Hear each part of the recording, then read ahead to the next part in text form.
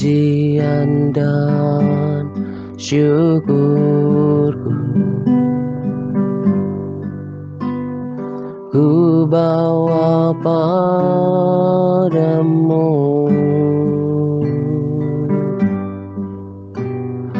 dengan rendah hati. Ku persembahkan, sadar bila ku ada hanya karena anugerah, bukan karena kekuatanku.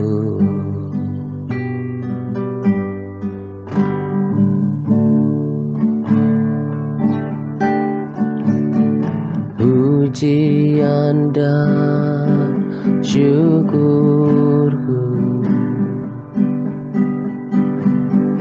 ku bawa padamu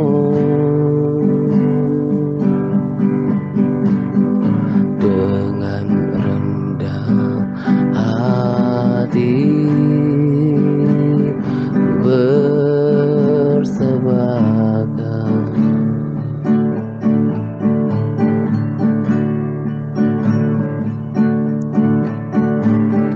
sadar bila ku ada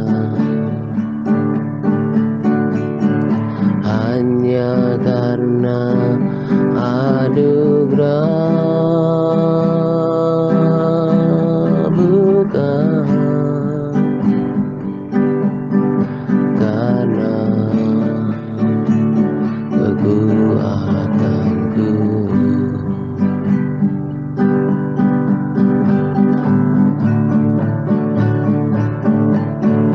Ku tahu hidupku adalah penyembahan. Kau ciptakanku dalam kemuliaan-Mu.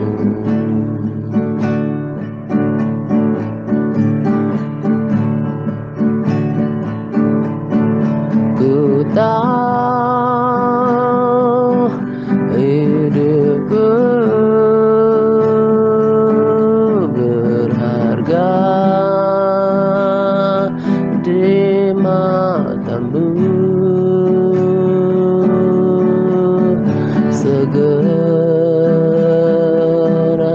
hidupku persembahkan.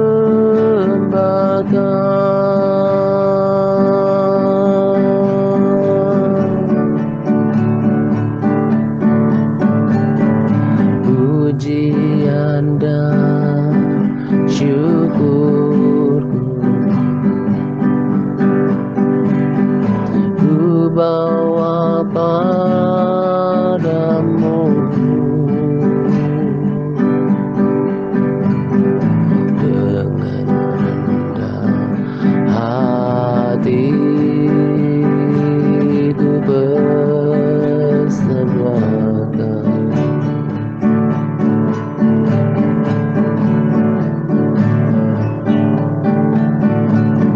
sadar bila ku ada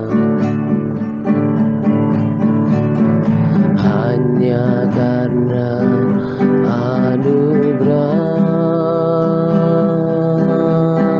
bukan karena kekuatanku.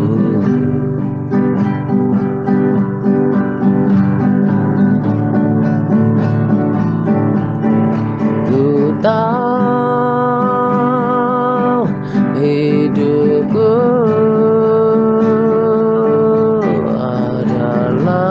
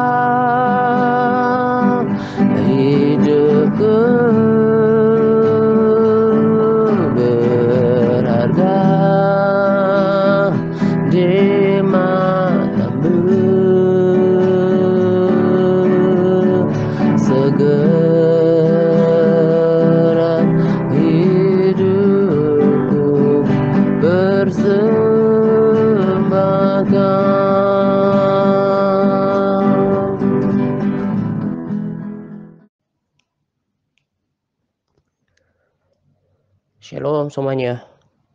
Selamat pagi dan salam damai sejahtera untuk kita sekalian. Pada kesempatan ini saya akan berbagi tentang keajaiban doa. Jadi pada rekaman sharing sebelumnya, rekaman pada hari Senin, saya sudah singgung sedikit tentang doa ketika menekankan uh, tanggung jawab saudara-saudara yang sudah terpilih di Big Internet untuk berdoa. Dan pada Capas juga saya telah bagikan sebagian daripada ayat firman Tuhan dari modul yang kita hafalkan tentang doa gitu ya. Dan kalau pada sharing sebelumnya saya hanya menyinggung sedikit saja tentang doa, namun memperlengkapi ayat firman Tuhan yang mendukungnya. Maka pada kesempatan ini saya lebih pada penekanan pesan tentang doa itu sendiri. Nah, pada Capas juga saya cantumkan beberapa ayat firman Tuhan, tetapi lebih daripada itu saya juga memberikan catatan-catatan yang saya dapatkan dari pengertian dan juga kesaksian hidup saya gitu. Nanti lengkapnya dibaca pada Capas saja. Nah, sekarang saya mau mengalir menyampaikan apa yang saya pahami, apa yang saya saksikan perihal doa gitu ya. Jadi berdoa merupakan salah satu aktivitas rohani yang tidak kalah pentingnya daripada membaca firman Tuhan. Jadi jangan berpikir bahwa membaca firman Tuhan sudah cukup untuk membangun kerohanian kita. Enggak. Tetapi berdoa juga tak kalah pentingnya. Jadi membaca firman Tuhan itu harus beriringan, berjalan bersama dengan aktivitas doa. Sangat timpang ketika seseorang katanya mau mengikut Tuhan dengan sungguh-sungguh, mau mengerti kehendak Tuhan dalam kehidupannya, mau mengerjakan keselamatannya, mau mengenal Tuhan lebih lagi, mau pelayanan dan apapun alasannya, tapi dia tidak memiliki kehidupan doa, bukan cuma teratur, tapi harus kehidupan doa yang hidup, yang intim sama Tuhan. Saya suka istilah daripada Conam Thomas yang berkata bahwa sampai harus ada komunikasi batin dengan Tuhan di dalam roh. Kalau seseorang hanya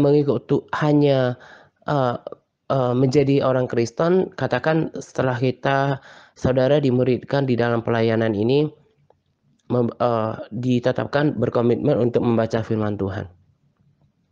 Kalau setiap hari hanya fokus pada baca firman Tuhan lalu selesai, itu tidak akan pernah menjadi lengkap, nggak sempurna.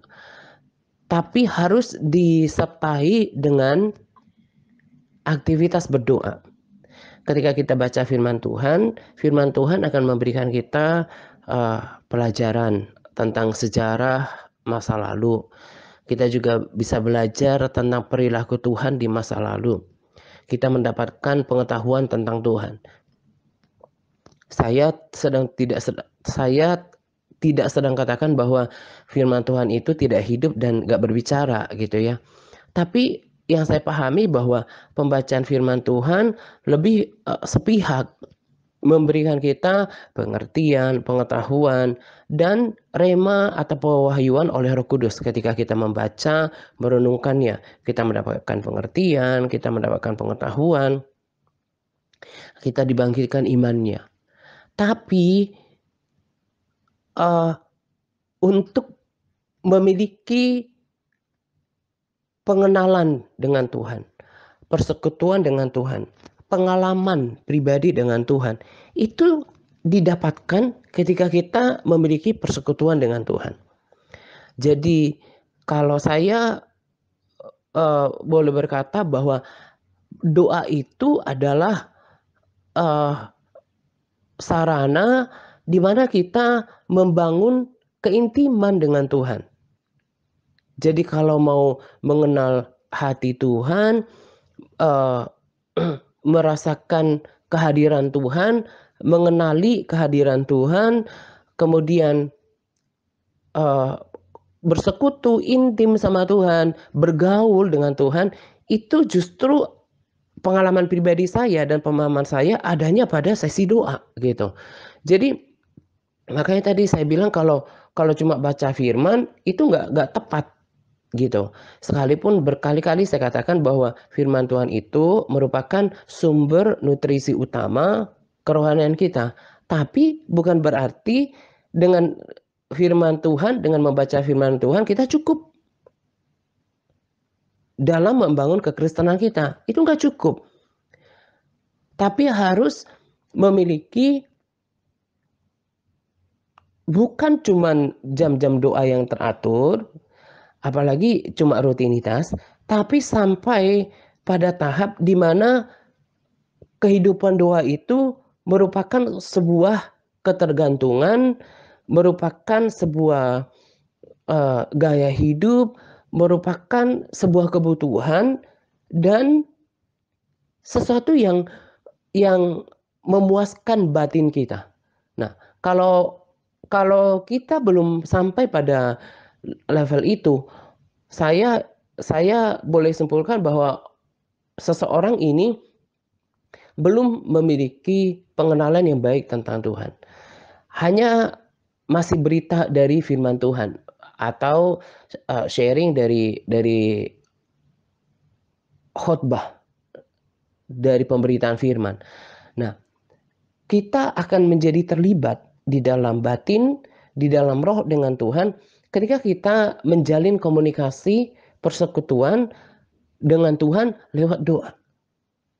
Kita sudah biasa dengarkan pernyataan bahwa doa adalah nafas orang percaya.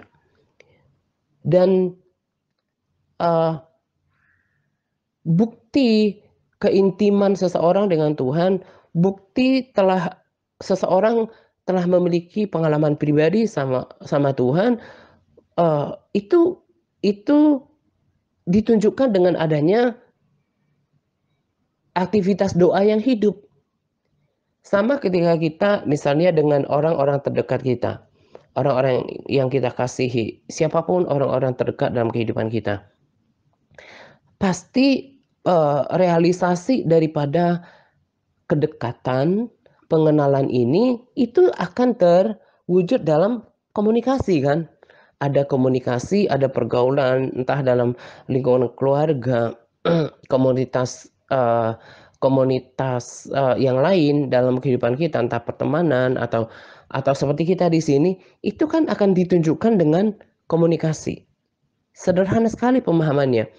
Komunikasi yang terbangun di dalam komunitas ini itu bukti kedekatan kita satu sama yang lain. Saya ulangi bahwa komunikasi itu adalah gambaran kedekatan seseorang dengan yang lain. Nah, demikian juga dengan komunikasi pribadi dengan Tuhan.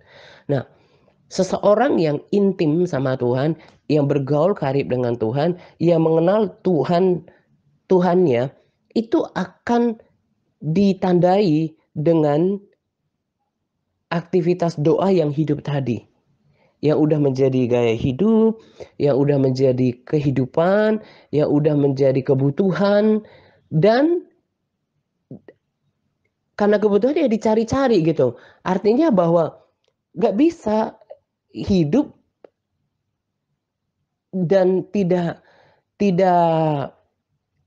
tidak nyaman rasanya melewatkan satu hari tanpa ada interaksi dengan Tuhan.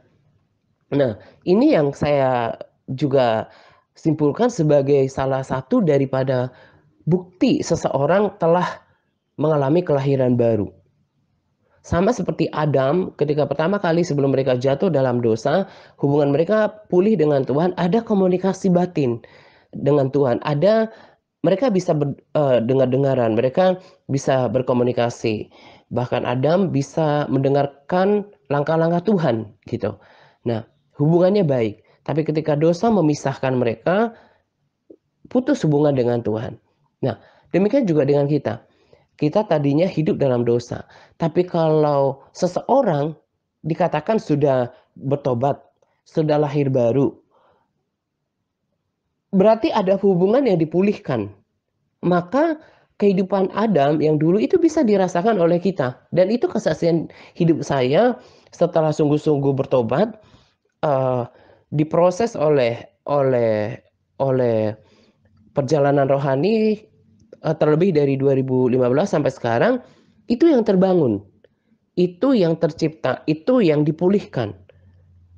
Bahwa saya bisa merasakan Tuhan di dalam roh saya bisa memahami kehendak Tuhan lewat pengertian yang diberikan, termasuk hal apa yang saya mau sampaikan itu datang dari pengertian. Berarti telah terjadi komunikasi di dalam roh, telah terjadi pemulihan di dalam pikiran, sehingga pikiran Tuhan bisa saya pahami. Apa yang menjadi kehendak Tuhan untuk disampaikan, saya bisa mengerti. Dan berdoa itu bukan seperti sesuatu yang sepihak, tapi ada interaksi komunikasi dalam batin, persekutuan di dalam roh, dan saya merasakan dan kemudian bisa bersaksi bahwa garis exist, Tuhan itu ada, karena saya rasakan di dalam roh, memang Tuhan itu ada. Tidak melihat dengan mata jasmani, tapi di dalam pengalaman rohani, di dalam doa, saya tahu, saya alami bahwa garis real. Nah, jadi orang-orang yang sudah bertumbuh dalam kerohanian, maka kehidupan doanya itu hidup. Kehidupan doanya itu aktif. Aktivitas doanya itu bernyawa gitu. Tapi kalau orang masih belum sungguh-sungguh dalam Tuhan, belum bertobat, belum lahir baru, masih jatuh bangun dalam dosa, maka dia masih terpisah dengan Tuhan. Sehingga bagi orang-orang seperti ini, berdoa itu sebuah pergumulan. Jadi ada perbedaan yang sangat besar di sini. Orang yang sudah lahir baru, orang yang sudah terus belajar mengikut Tuhan, orang yang bertumbuh dalam kerohanian, itu akan mengalami, dia akan growing, bertumbuh dalam persekutuan dengan Tuhan. Nah, ini yang membuat dia semakin bertumbuh di dalam kerohanian, dalam pengenalan akan Tuhan, dalam kedewasaan rohani, mengerti kehendak Tuhan dalam kehidupannya. Jadi kalau orang masih sebatas nyamannya baca firman, belum pada tahap memiliki kehidupan doa yang hidup gitu ya, belum merasa doa itu adalah nafas, belum kebutuhan, belum masih bisa merasa biasa tanpa doa, ini masih belum hidup manusia rohnya menurut saya. Sebagaimana tadi saya katakan, Adam dengan Tuhan itu bisa berkomunikasi, dan itu kehidupan yang nyata, yang indah. Jadi mestinya kehidupan doa itu juga sesuatu yang harus dinikmati ketika seseorang bertumbuh dalam Tuhan, bertumbuh dalam kerohanian dan bisa merasakan kehadiran Tuhan. Makanya di dalam doa kita bisa bertanya, kita bisa mengeluhkan apa yang apa yang terjadi dalam kehidupan kita. Kita nyatakan segala hal, perasaan, pikiran, dan kehendak kita kepada Tuhan. Dan menurut pengalaman saya merasakan bahwa Tuhan mendengar. Sebagai buah daripada pengalaman itu melahirkan iman dan percaya Tuhan ada. Orang Kristen yang kuat di dalam doa tidak mungkin jatuh bangun dalam dosa. Orang Kristen yang sudah memiliki kehidupan doa yang akrab dengan Tuhan itu nggak mudah goyah, nggak khawatiran oleh kabar-kabar di luar sana, karena dia punya interaksi dengan Tuhan, dia punya komunikasi, dia punya persekutuan dengan Tuhan. Pada Capas saya tuliskan hal-hal yang dasar. Kalau kita berdoa itu berdoa berkomunikasi dengan Tuhan. Kalau kita baca firman kan kita tadi saya katakan kita mendengarkan, memahami tentang Tuhan, tentang kesaksian Tuhan, pengertian tentang Tuhan, tentang janji Tuhan, membangkitkan iman kita tentang Tuhan, mengenal Tuhan. Tapi kalau kemudian kita mau berkomunikasi itu nggak bisa sambil ketika kita baca firman, tapi harus ada waktu khusus. Dan tempatnya adalah di dalam doa. Lalu kita mempertajam pengenalan kita akan suara Tuhan yang berbicara melalui Roh Kudus-Nya. Jadi membangun hubungan dengan Tuhan itu gak bisa hanya baca firman. Tapi membangun hubungan itu justru lewat pergaulan dengan Tuhan. Pergaulan itu dilakukan di dalam doa.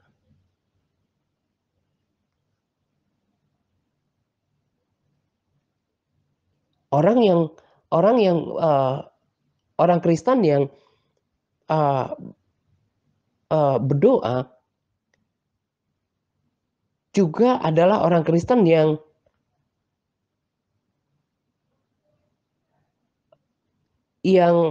akan bisa melewati setiap hari tanpa jatuh bangun dalam dosa.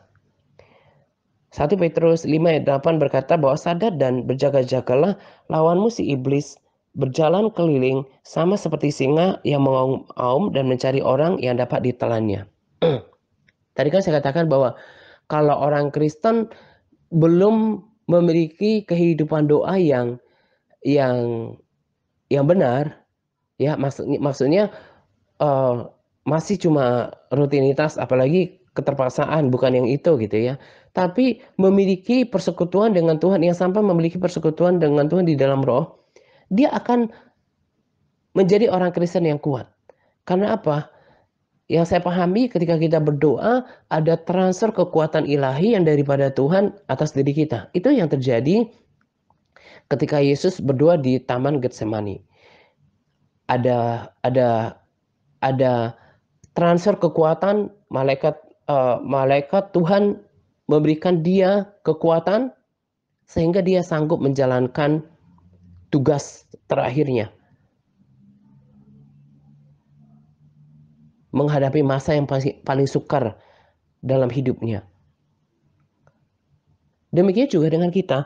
Kalau orang Kristen memiliki aktivitas doa yang hidup, dia akan memiliki kekuatan Tuhan tiap-tiap hari untuk berjalan di dalam relnya Tuhan, di dalam kebenaran firman Tuhan. Karena dia punya kekuatan yang dari Tuhan untuk berjaga-jaga terhadap si iblis yang memang mencari waktu yang tepat untuk menjatuhkan kita. Makanya saya katakan tadi bahwa doa itu gak boleh lepas daripada pembacaan firman. Kalau cuma pembacaan firman, maka kekuatan untuk menjadi pelaku firman itu tidak ada. Membaca firman Tuhan itu membagikan iman. Tapi untuk menjadi pelaku firman, itu sebetulnya gak bisa dengan kekuatan kita sendiri. Di dalam kita ada kekuatan daging yang seperti Paulus katakan, di dalam kita ini ada dua keinginan, yaitu keinginan roh dan keinginan daging. Kalau kita tidak memiliki kekuatan yang supranatural daripada Tuhan, maka kecenderungan keinginan daging kita yang menang dan berpotensi untuk jatuh dalam berbagai pencobaan.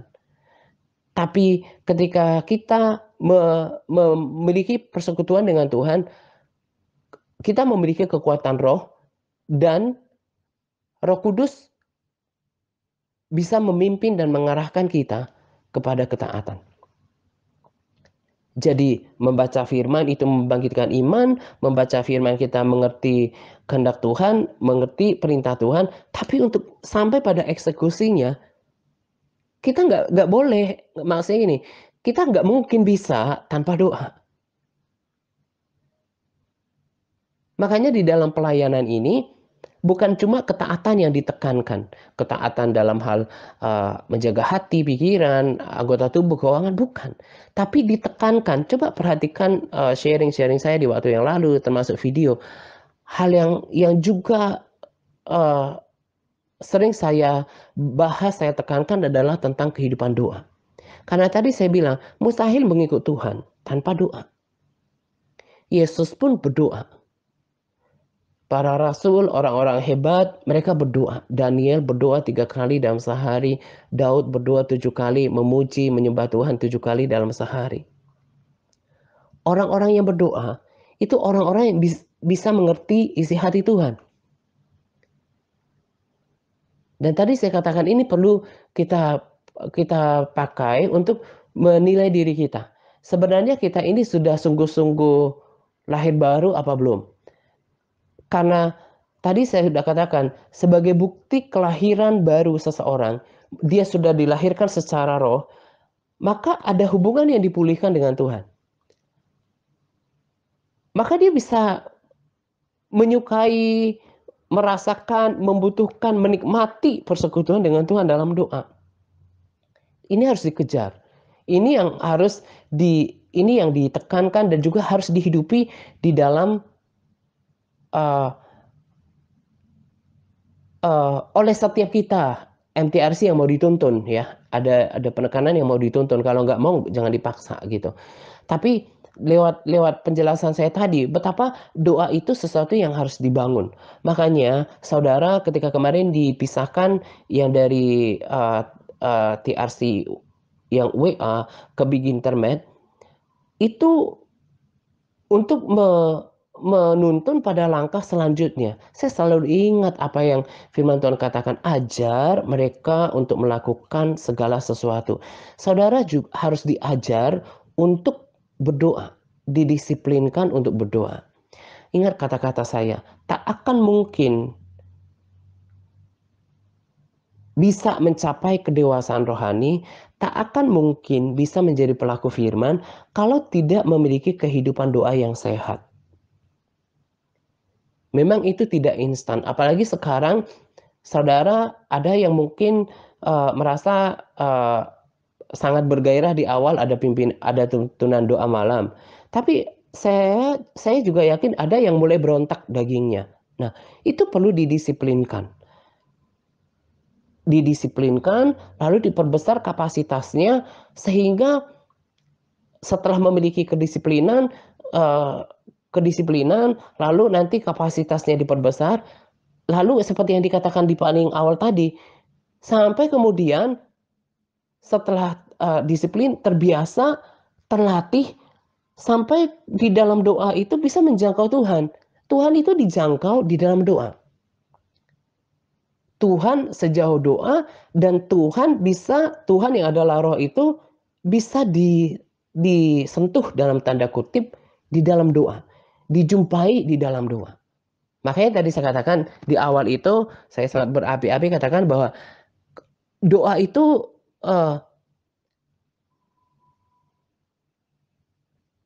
harus menjadi sebuah kebutuhan, harus menjadi sebuah kehidupan, sesuatu yang dicari. Kalau awal-awal barangkali masih berat untuk melakukannya, itu bisa dimaklumi. Yang penting mau untuk didisiplinkan. Tapi yang saya mau katakan, tanpa bermaksud merendahkan saudara, tahapan awal belum sampai pada kenikmatan. Saudara masih malah didisiplinkan, ditertibkan, dagingnya berontak gitu ya. Kalau saudara setia, kalau saudara konsisten, oleh berjalannya waktu, kapasitas doanya bertambah. Tapi itu akan terus diproses, ditambah dengan hati yang memang mau bersungguh hati, kemudian juga murni, kerendahan hati, hati yang menghauskan Tuhan itu sendiri, baru ketemu Tuhan. Doa yang masih awal, yang saudara lagi dilatih ini, itu masih tahap cenderung rutinitas, didisiplinkan. Masih berdoa sepihak gitu ya. Oh Tuhan, saya berdoa untuk pokok-pokok doa ini, untuk kesehatan saudara ini, bla bla bla. Itu nggak salah. Tapi untuk ketemu Tuhan, untuk ya ketemu Tuhan di dalam doa, ada persekutuan, ada yang sampai kita di dalam doa itu betah untuk berlama-lama, itu membutuhkan waktu. Nah, itulah kehidupan rohani yang hidup. Orang sampai di dalam doa itu bisa rasakan Tuhan. Nah, orang kalau udah sampai ke sini, gak mudah khawatir, gak mudah putus asa, gak mudah terombang-ambing.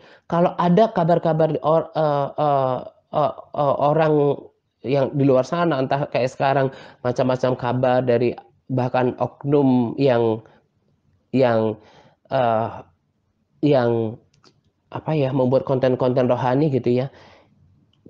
Saya pribadi itu merasa aman karena apa? Sesederhana karena hubungan saya dengan Tuhan di dalam doa itu baik gitu. Kalau saya bertanya kepada Tuhan, Tuhan membuat saya pengertian, memberikan saya pengertian. Kalau saya merasa uh, gak damai sejahtera tentang uh, sesuatu misalnya, dan saya bawa doa kepada Tuhan, saya percaya Tuhan akan menjawab gitu ya. Kalau Tuhan tidak memberikan pengertian, ya memang saya merasa bahwa memang nggak perlu diberikan pengertian tentang sesuatu, dan saya tetap berpendirian pada apa yang saya dapatkan gitu. Jadi ini harus kita bangun di dalam pelayanan ini. Kalau pada capa saya tulis bahwa mintalah maka akan diberikan kepadamu, kemudian nyatakanlah dalam segala hal keinginanmu kepada Allah, itu tahap awal. Sekalipun lewat ayat ini saya hendak menekankan kepada kita bahwa kalau kita mau mau meminta sesuatu kepada Tuhan, entah itu perlindungan, kekuatan, apapun keinginan kita, ya memang mau nggak mau harus berdoa, ya kan? Nah, tetapi pada tahap ini masih dalam taraf aktivitas doa yang dasar, di mana kita meminta kepada Tuhan, Tuhan minta kebutuhan apapun, kekuatan, perlindungan, penyertaan, kesembuhan, apa segala macam. Itu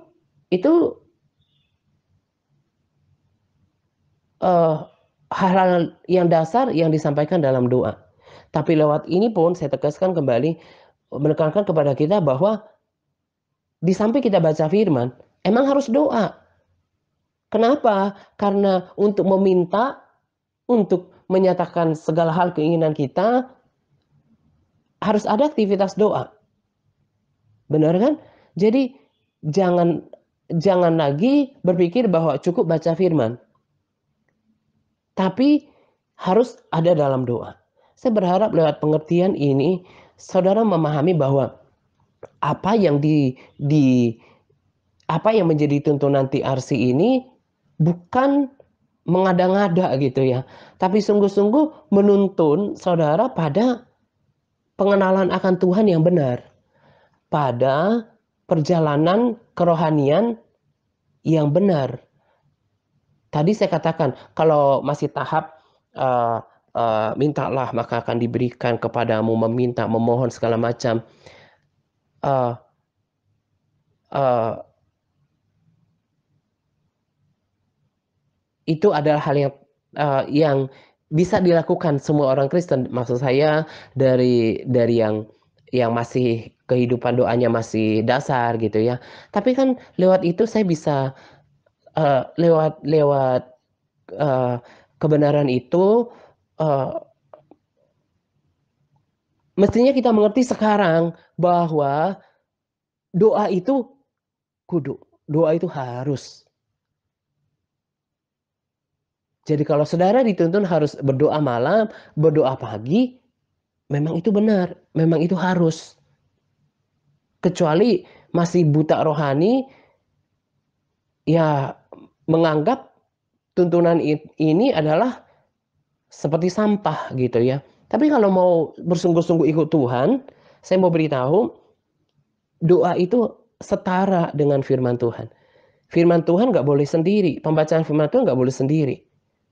Atau berdoa juga nggak baca firman, nggak benar juga. Ini harus beriringan bersama-sama. Ada pembacaan firman, ada doa juga, ada aktivitas doa juga. Sampai pada tahap di mana batin kita membutuhkan aktivitas ini. Gak bisa hidup tanpa doa. Kalau cuma baca firman, kapan saya meminta? Kapan saya bersekutu sama Tuhan? Kapan saya betul-betul menyatakan isi hati saya? Dengar-dengaran sama Tuhan. Itu tidak bisa dilakukan hanya ketika baca firman. Tapi memang harus mengkhususkan waktu, menyediakan waktu yang khusus, me, me, menyediakan hati juga, pikiran, benar-benar membangun komunikasi sama Tuhan, membangun sebuah kehidupan. Saya pribadi dalam menyampaikan apa yang saya sampaikan dalam pelayanan ini, itu tak kalah banyak. Ya, saya sampaikan dari pembacaan firman Tuhan tentunya. Tapi tak kalah banyak jumlahnya ketika saya berdiam diri di hadirat Tuhan. Lalu saya diberikan pengertian-pengertian. Pengalaman pribadi saya, Tuhan berbicara yang paling pondasi, yang paling dasar lewat firman Tuhan. Tapi lewat pengertian. Lewat pengertian juga, lewat damai sejahtera juga. Kalau sesuatu yang dari Tuhan itu pasti damai sejahtera. Dan yang saya kejar adalah sampai memiliki komunikasi batin dengan Tuhan. Kalau kita sudah memiliki komunikasi batin dengan Tuhan, terjadi persekutuan di dalam roh, itu nikmatnya itu luar biasa. Itu yang disampaikan oleh seseorang pada video di waktu yang lalu, kita sampai berada pada dimensi yang berbeda. Ini jangan di dianggap terlalu uh, terlalu kayak dunia lain gitu ya. Tapi maksudnya memang Tuhan itu ada pada dimensi roh, bukan pada dimensi fisik saja. Tak banyak yang menyaksikan Tuhan dengan penampakan penglihatan seperti pada pesaksi yang kita pernah lihat misalnya. Tapi Tuhan itu bisa didapati, ditemukan, dirasakan pada dimensi itu, yaitu dimensi roh, dimensi komunikasi batin. Dan itu adalah tahap doa yang lebih tinggi, lebih dalam. Dan itu nggak bisa instan terjadi. orang yang sudah memiliki tahap ini, dia akan mengerti kehendak Tuhan dalam kehidupannya. Apa yang terjadi di dunia ini pun dia tahu. Makanya saya selain uh, uh, karunia untuk membedakan roh, saya bisa tahu kalau orang berbicara oknum tertentu, entah dia oknum hamba Tuhan, oknum pendeta, saya punya Roh Kudus mengaruniakan kemampuan untuk mengenali ini dari Tuhan apa enggak. Ya, kemarin kan saya sudah bagikan tentang karunia roh. Salah satu yang diberikan oleh Roh Kudus adalah kemampuan untuk membedakan roh. Dan itu akan lebih tajam lagi ketika seseorang sudah memiliki intimacy with God.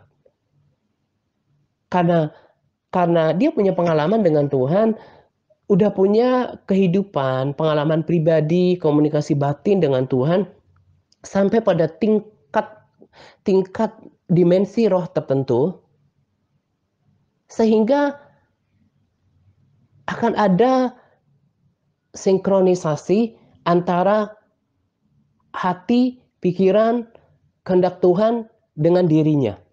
Karena sudah terjadi persekutuan, terjadi kesatuan roh dengan Tuhan itu sendiri. Makanya kalau saya lihat orang yang terlalu mudah gusar tentang kabar-kabar di luar sana, satu kesimpulan saya, orang ini belum mencapai keintiman persekutuan yang dalam dengan Tuhan. Belum bisa yang namanya tenang, lama, duduk, menantikan hadirat Tuhan, berlama-lama dalam dimensi roh itu penuh dengan ketenangan batin dan damai sejahtera. Belum. Dan orang yang sampai kepada tahap itu nanti, dia akan bisa seperti Alkitab katakan dewan permusyawaratan Tuhan. Di situ dia bisa mengerti banyak hal, mengerti rahasia. Karena sampai menembus pada dimensi roh itu. Nah, inilah bedanya manusia rohani dengan orang Kristen yang cuma KTP. Orang Kristen yang udah menjadi ciptaan baru, yang udah dihidupkan rohaninya, doa itu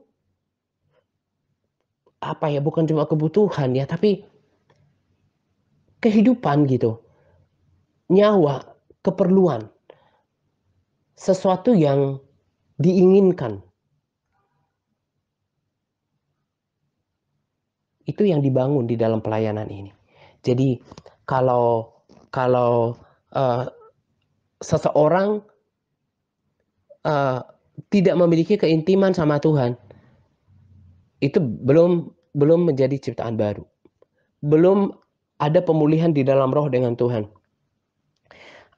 Apalagi belum memiliki kenikmatan dalam berdoa. Berdoa merupakan keterpaksaan gitu ya. Kalau saya katakan, walaupun ini terlalu keras, orang-orang Kristen seperti ini masih hidup dalam kegelapan. Hubungannya sama Tuhan belum dipulihkan.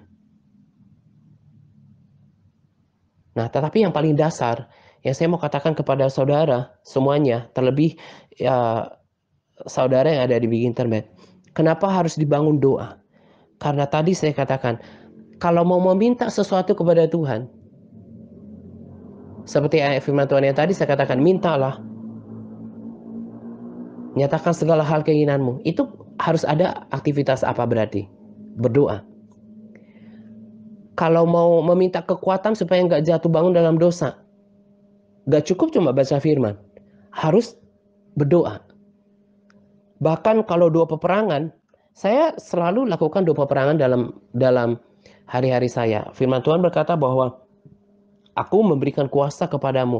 Apa yang kau ikat di dunia ini akan terikat di surga. Apa yang kau lepaskan di dunia ini akan terlepas di surga. Saya banyak sekali hal-hal yang saya tahu ini di dalam spirit ini iblis sedang bekerja. Contohnya kemarin gitu. Ada hal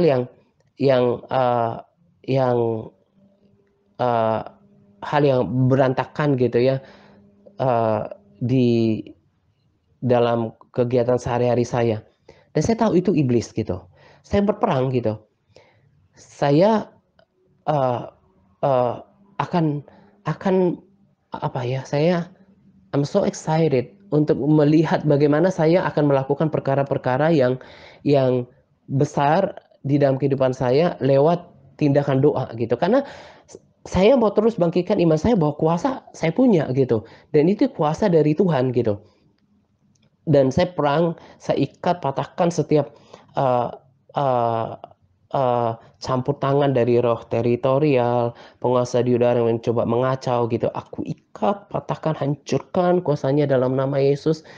Dan hal melepaskan saya selalu dalam doa-doa saya berkata, aku lepaskan semangat, aku lepaskan damai sejahtera, aku lepaskan semangat hidup, damai sejahtera, sukacita, kekuatan baru kepada orang-orang yang kukasihi dan kulayani. Itu selalu saya lakukan dua peperangan seperti itu.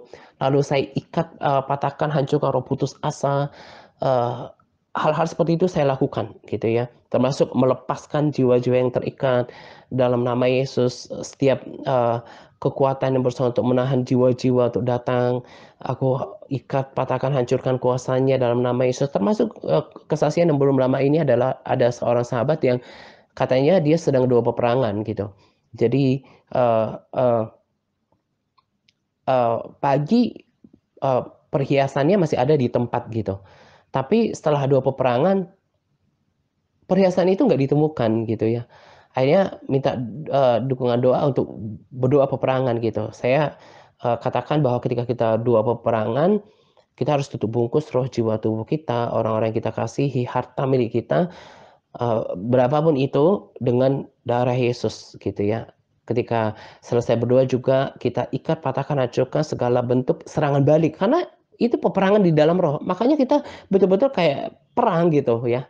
Kita harus ikat serangan baliknya. Akhirnya berdoa, saya berdoa, saya dukung doa gitu ya. Ketika doa malam rasanya ya, doa malam. Saya dikasih kabar perhiasan itu sudah ditemukan kembali gitu.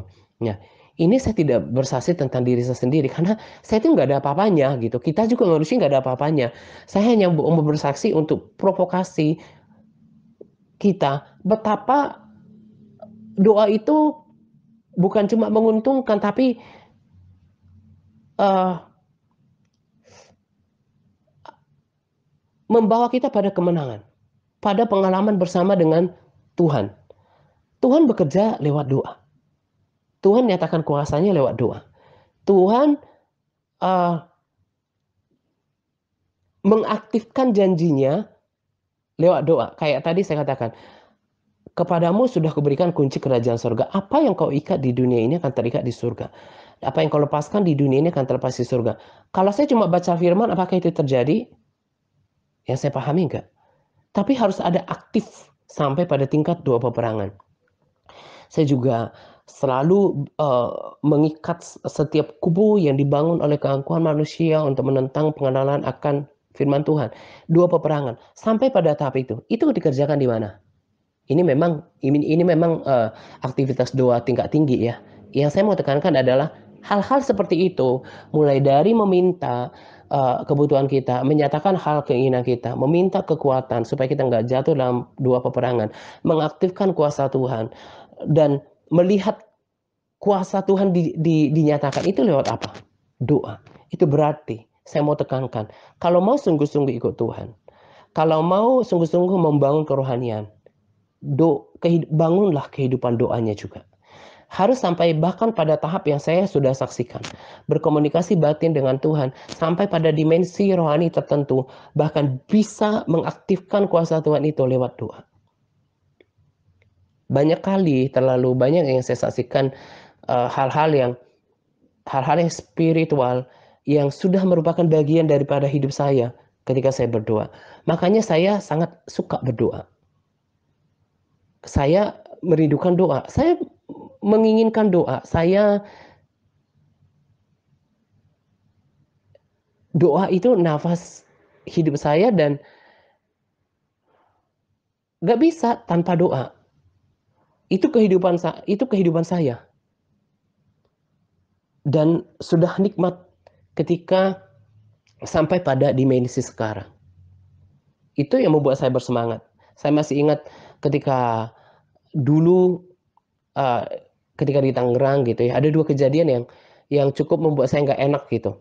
Ini saya nyaksikan bukan bukan memegahkan diri ya. Saya mau katakan kalau kita hidup dalam kehidupan doa yang sehat, manusia rohani kita itu kuat gitu. Ada pemimpin Komsel saya waktu itu, mamanya uh, uh, mama mertuanya ya sedang sakit di rumah sakit uh, uh, Siloam di Tangerang ketika itu, dan kita di gereja saya tim pendoa gitu.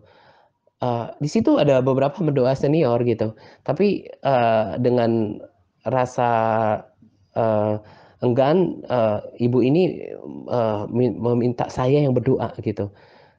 Karena di situ ada pendoa yang lain, kan kita bisa feel ya situasinya.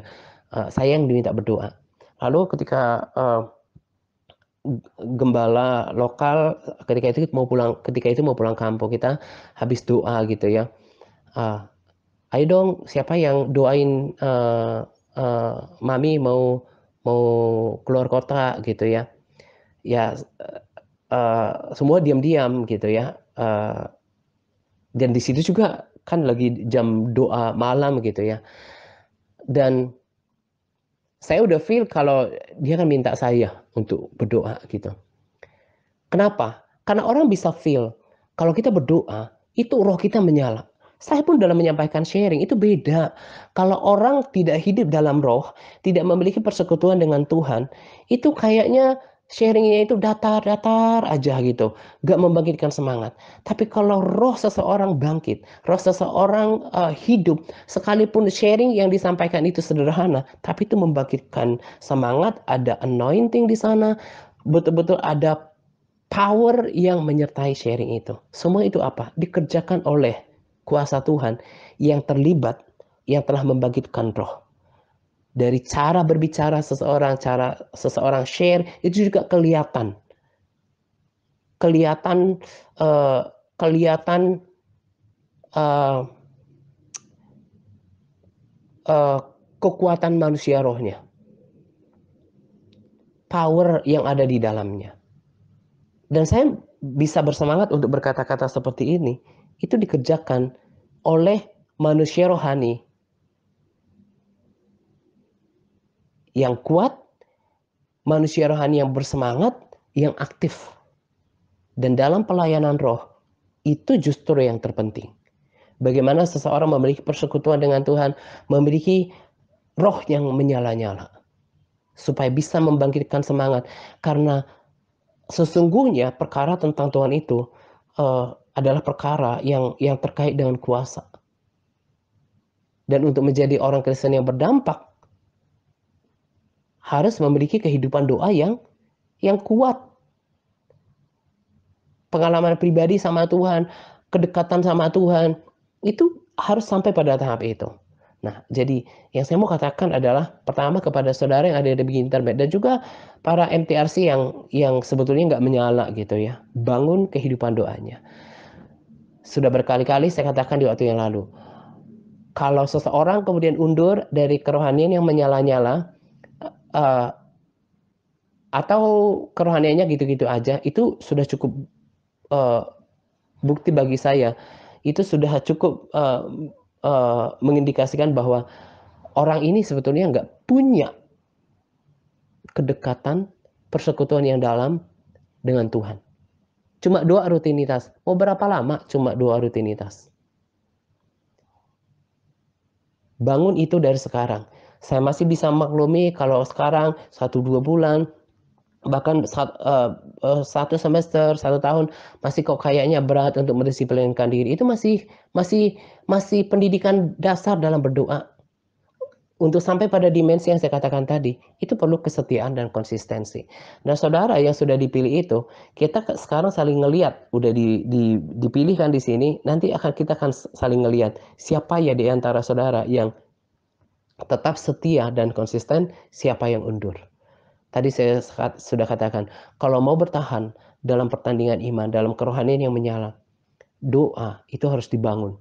Dibangun sungguh-sungguh dengan penuh kedisiplinan, konsistensi, sampai betul-betul disiplin, kapasitasnya bertambah, dan naik pada dimensi rohani yang tinggi. Sampai bisa bertemu Tuhan di dalam dimensi rohani tertentu.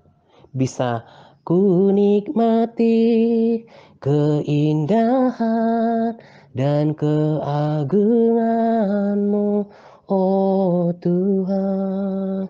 Ku nikmati kemuliaan-Mu, menyembah-Mu dengan segenap hatiku. Kalau udah tahap pada seperti ini, kok kayaknya yang rasakan itu adalah ketenangan, kedamaian. Makanya seperti lagu itu, ku ingin tetap di sini, menikmati bait-Mu.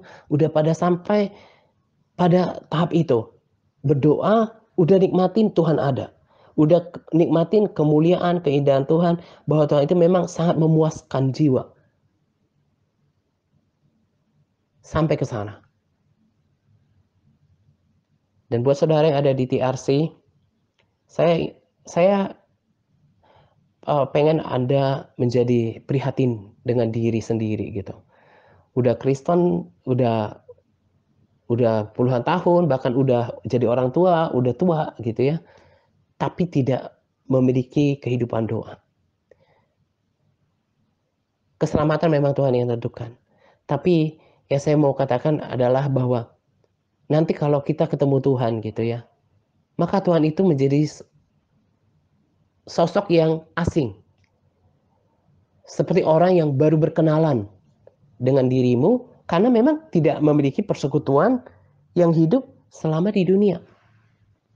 Tapi kalau sudah dari awal ketika di bumi ini, orang intim sama Tuhan, seperti Daud intim dengan Tuhan, bergaul karib dengan Tuhan, maka ketika ketemu dengan Tuhan, itu akan menjadi sebuah sukacita yang sorak-sorai yang besar. Pertemuan yang luar biasa dengan Tuhan. Tapi untuk bertumbuh, tadi saya katakan untuk bertumbuh dalam iman, dalam kerohanian, dalam pengenalan akan Tuhan, ini harus dibangun. Sama seperti yang saya katakan di waktu-waktu yang lalu. Kalau ditanya soal baca firman di dalam keluarga demi keluarga, di antara orang Kristen, coba kita lihat orang-orang terdekat kita, itu bisa dihitung jari. Makanya tahap kedua ini setelah dipisahkan dari seratusan berapa dari grup besar, lihat apakah ada sampai 40%. Hanya 30% yang kurang lebih, dan ini kita akan diproses. Saya selalu ingat kesaksian yang berkata, orang yang masuk surga itu, dan orang yang bersungguh-sungguh hati sama Tuhan itu, dari orang Kristen, dari setiap kawanan orang Kristen, itu cuma 20%. Maka saya nggak pernah menjadi stres ketika yang saya lihat orang yang bersungguh-sungguh itu selalu lebih sedikit. Dasar firman, kesaksian itu sudah ada. Jadi, kalau dengarkan tentang kekristenan seperti kehidupan kekristenan yang seperti yang saya sampaikan, hidup dalam doa, dan saudara sadar sudah jadi orang tua, bahkan sudah tua, tapi nggak memiliki kehidupan doa yang benar, tidak memiliki persekutuan dengan Tuhan, harusnya evaluasi. Bagi saya itu bukan Kristen yang sehat, bukan Kristen yang benar, cuma agama saja yang Kristen, status KTP-nya yang Kristen. Sama seperti tadi saya katakan, ada berapa banyak orang Kristen yang dalam keluarga memiliki kehidupan pergaulan dengan firman Tuhan. Demikian juga dengan doa. Sekalipun saudara berkata, saya udah ibadah nih di gereja tepuk tangan, gereja yang berbahasa roh, gereja yang beraliran Pantekosta atau Harismatik. Saya sangat percaya, lebih banyak 80%, 90% bahkan dari saudara nggak memiliki kehidupan doa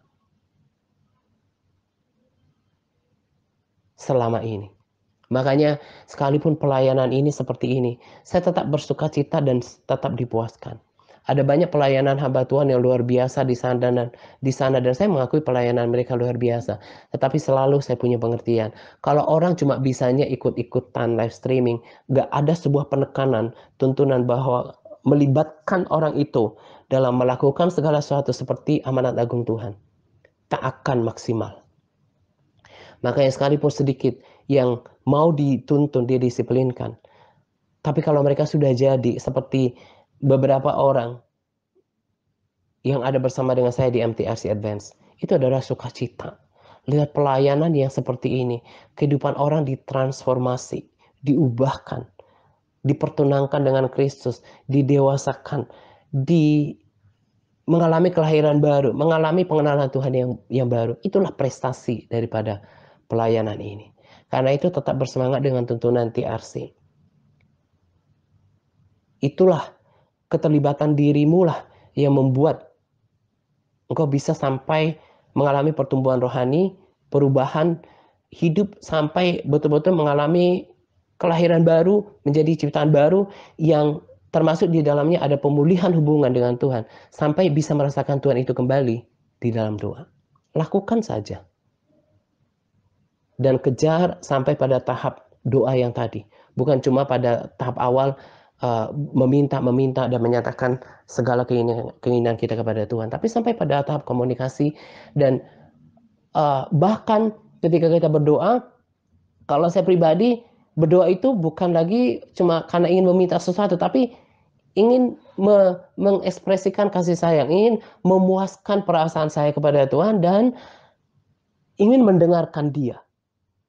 Memberikan waktu bukan cuma minta, tapi justru offer something, mempersembahkan sesuatu dan memberikan tempat untuk Tuhan.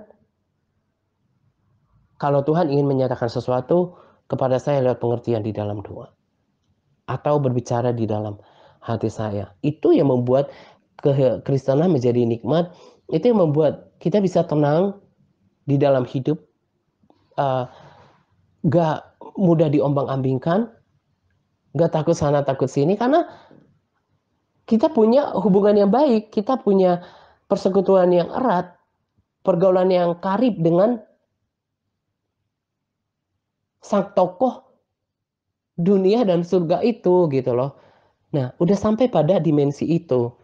Jadi kita bisa memahami, memiliki pengertian tentang Tuhan itu sendiri. Kejar itu dan dimulai dari sekarang, dilatih kedisiplinan untuk berdoa. Dan teruslah bertumbuh hari demi hari, minggu lepas minggu, bulan lewat bulan sampai bertahun-tahun. Dan tadi saya katakan ya, kalau memang kehidupan doamu sehat, akan bertahan di dalam pelayanan ini. Orang-orang yang melakukan PAR selama ini cuma rutinitas, ada laporan supaya bisa bertahan gitu ya. Saya udah lihat kualitas rohaninya. Begitu-begitu aja. Bahkan tak sedikit yang menjadi undur. Tapi kalau saya, gak akan bisa dipisahkan dari doa. Karena bagi saya, persekutuan dengan Tuhan itu adalah sebuah kenikmatan. Sesuatu yang saya rindukan dan inginkan dalam kehidupan saya. Jadi, ingat, dalam membangun kehidupan rohani, dalam membangun pertumbuhan rohani, dalam membangun pengenalan akan Tuhan, mengerjakan keselamatan, doa juga sesuatu yang kita harus bangun di dalam pelayanan ini. Jadi lawan kedagingan, disiplinkan dirimu untuk berdoa. Orang-orang nanti yang sekalipun di TRC WA, tapi nggak lakukan bagiannya, baca Alkitab nggak mau, berdoa nggak mau, ya gitu-gitu aja bertahun-tahun, nanti tunggu dia mungkin rasa udah betul-betul jenuh keluar dari TRC Group. Kalau nggak lakukan bagiannya, nggak bisa rasakan Tuhan. Harus kita aktif berdoa, maka Tuhan akan mendatangi kita. Gitu ya. Nah, kiranya penerangan dan juga sharing tentang keajaiban doa ini membuat kita mengerti sekarang. Betul-betul firm, teguh, yakin akan melangkah, mengambil komitmen untuk berdoa. Supaya kerohanian setiap kita bertumbuh. Gak bisa pertumbuhan rohani berjalan baik hanya baca kitab saja, apalagi cuma live streaming, ya kan? Harus membangun kehidupan doa, gitu ya. Ini saja yang saya mau sampaikan pada sharing kali ini. Selamat menjelang doa pagi untuk kita sekalian. Semangat berpuasa kepada all MTRC. Semangat par, Tuhan Yesus memberkati kita senantiasa. Amin.